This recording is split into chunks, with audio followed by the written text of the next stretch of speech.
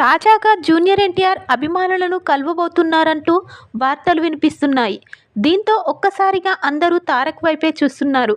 దేవర చిత్రం సందర్భంగా అభిమానులను కలవకున్నప్పటికీ ఆ సినిమా ముందస్తు విడుదల వేడుకకు పోలీసులు అనుమతి ఇవ్వకపోవడంతో వారిని కలవలేకపోయారు తారక్. అలాగే తన కోసం అభిమానులెవరూ పాదయాత్ర చేయవద్దని తారక్ కోరుతున్నారు. తనపై చూపిస్తున్న ప్రేమ అభిమానానికి తాను జీవితకాలం రుణపడి ఉంటానని, వారి అపారమైన గౌరవానికి కృతజ్ఞతలని, తనను కలిసేందుకు అభిమానులు ఎదురుచూస్తున్నారని, వారి ఆసక్తిని తెలుసుకొని ఎలాంటి ఇబ్బందులు ఎదురుకాకుండా వ్యక్తిగతంగా సమావేశమవ్వాలని, అందరినీ కలవాలని నిర్ణయం తీసుకున్నట్లు వెల్లడించారు. పోలీసులతో సమన్వయం చేసుకొని సంబంధిత శాఖ అధికారులతో మాట్లాడి శాంతి భద్రతల సమస్య రాకుండా సభను ఏర్పాటు చేద్దామని తెలిపారు. అయితే తారక్ నిర్ణయాన్ని మరో కోణంలో కూడా విశ్లేషకులు చూస్తున్నారు.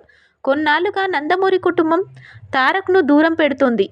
నందమూరి తారక రామారావు శత జయంతి వేడుకల్లో జూనియర్ ఎన్టీఆర్ పేరు వేయలేదు. బాలకృష్ణకు చాలా దూరంగా ఉంటున్నారు అనే కన్నా ఆయనే ఎన్టీఆర్ను దూరం పెడుతున్నారని చెప్పొచ్చు.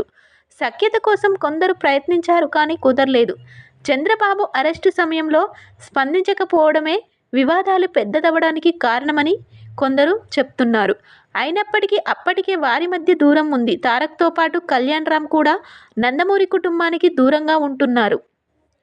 ప్రస్తుతం వీరిద్దరూ ఒకే మాట మీద ఉంటున్నారు. బహిరంగ సభను ఏర్పాటు చేయాలనుకోవడం అంటే తన బలాన్ని చాటుకుంటున్నారేమోనని కొందరు అభిప్రాయపడుతున్నారు.